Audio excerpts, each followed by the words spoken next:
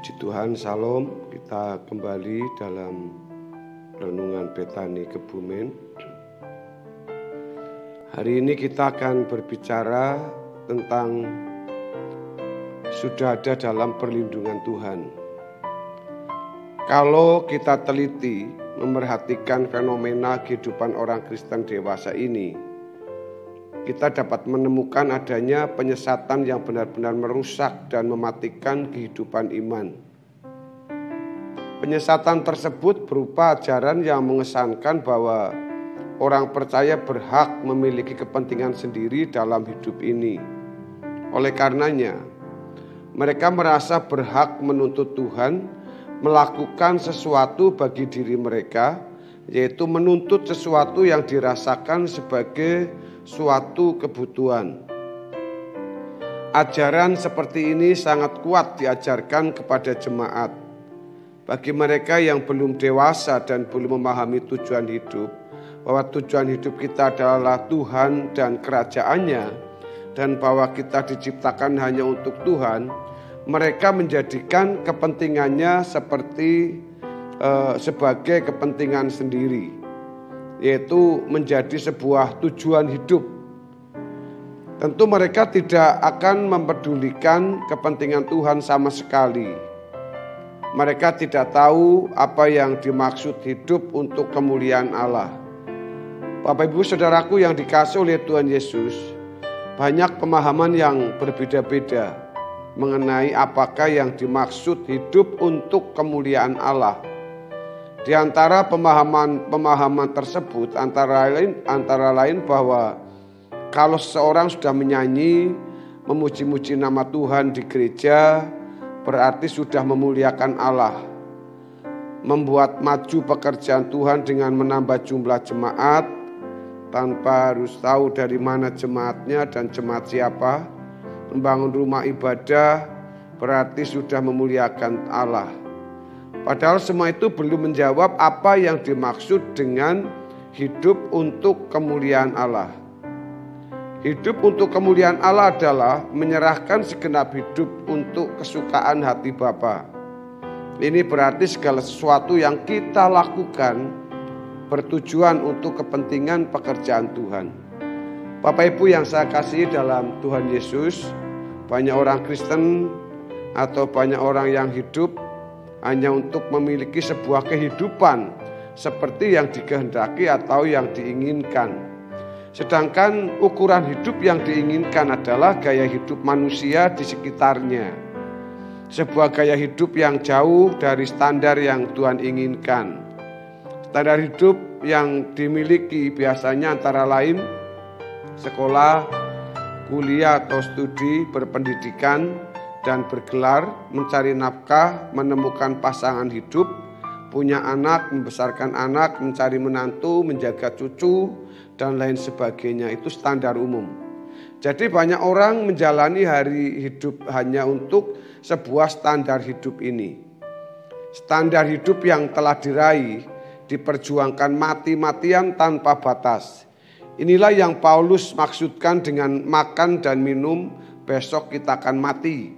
Di dalam 1 Korintus 15 ayat 32 mengatakan, kalau hanya berdasarkan pertimbangan manusia saja, aku telah berjuang melawan binatang buas di Efesus.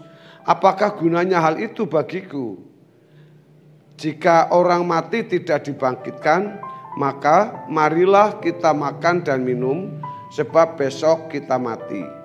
Saudaraku, untuk mempertahankan eksistensi kehidupan seperti manusia pada umumnya, seseorang menjadi orang beragama untuk berurusan dengan Tuhan. Tuhan sebagai andalan untuk meraih standar hidup tersebut. Orang-orang seperti ini berurusan dengan Tuhan bukan karena urusan Tuhan, bukan untuk kemuliaan Tuhan, melainkan urusannya sendiri, kemuliaan sendiri. Dan banyak orang yang mengaku hamba Tuhan malah mendukung pengertian yang salah ini. Cara beragama seperti ini sudah jadi ukuran umum atau standar yang benar menurut banyak orang. Kebanyakan orang Kristen pun juga demikian adanya. Pengajaran yang salah makin merajalela. Pola pikir yang salah makin tertanam di hati dan pikiran banyak orang Kristen hari ini. Inilah yang membuat banyak orang Kristen gugur dalam menghadapi pengaruh dunia yang semakin fasik. Bapak, Ibu, Saudara yang saya kasih dalam Tuhan Yesus, kalau pengertian yang salah ini ada pada orang yang masih baru menjadi Kristen, hal ini sudah dimengerti atau cukup dimengerti atau ditolerir. Tetapi kalau seseorang sudah bertahun-tahun menjadi orang Kristen, cara berpikir yang salah ini sungguh-sungguh menyedihkan hati Tuhan. Mau meningkatkan kualitas hidup, orang percaya sesuai dengan yang dikehendakinya, tetapi ia mengajak Tuhan untuk masuk dalam bisnis atau urusannya sendiri tanpa mengerti rencana Tuhan. Banyak orang mencoba menggunakan atau memanfaatkan Tuhan untuk memberi kemuliaan kepada diri mereka sendiri. Itulah sebabnya Tuhan berkata, kamu mencari aku bukan karena melihat tanda itu, tetapi karena kamu telah makan roti sehingga kenyang. Dalam Yohanes pasal 6 ayat yang ke-26. Jadi pernyataan Tuhan Yesus tersebut berarti mereka lebih mementingkan perut daripada mengikut Tuhan dalam rencananya. Tuhan datang untuk memberi hidupnya agar hidupnya diteladani atau dikenakan. Tetapi mereka masih mempertahankan hidup mereka sendiri untuk kepuasan daging mereka. Ternyata banyak orang Kristen masih memiliki taraf hidup seperti ini. Biasanya, saudara yang dikasihi oleh Tuhan Yesus, orang-orang seperti tersebut ini selalu minta perlindungan Tuhan atas hidupnya, dengan berharap agar dirinya dan keluarganya dijauhkan dari apa yang merusak kesejahteraan hidup. Bagi mereka, segala sesuatu yang merusak cita-cita dan keinginan dalam itu adalah sebuah malapetaka. Sebab menurut mereka, malapetaka mengurangi kualitas hidupnya. Biasanya orang seperti ini menggunakan Tuhan untuk mempertahankan keberadaan hidupnya yang nyaman dan meningkatkan seperti yang dicita-citakan. Padahal anak-anak Allah yang benar perlu berharap berlindung dalam perlindungan Tuhan. Sebab Tuhan sudah dan sedang melindungi. Orang percaya yang benar dan sudah dewasa tidak memiliki keraguan sedikit pun terhadap penyertaan Allah. Jadi Bapak Ibu yang saya kasih dalam Tuhan Yesus, dalam kesempatan ini saya ingin mengajak kepada kita bahwa hidup kita ini diciptakan oleh Tuhan sampai pada hari ini adalah sebuah kesempatan yang berharga, yang sangat indah. Dan kalau kita mau menyadari bahwa kita ada sampai hari ini itu sebenarnya sudah dalam perlindungan Tuhan. Jadi apapun yang bisa kita terima, yang kita hadapi hari ini, mari kita belajar untuk bersyukur. Kalau segala sesuatu yang tidak bisa kita ubah, kita bersyukur. Kalau bisa diubah, ubahlah.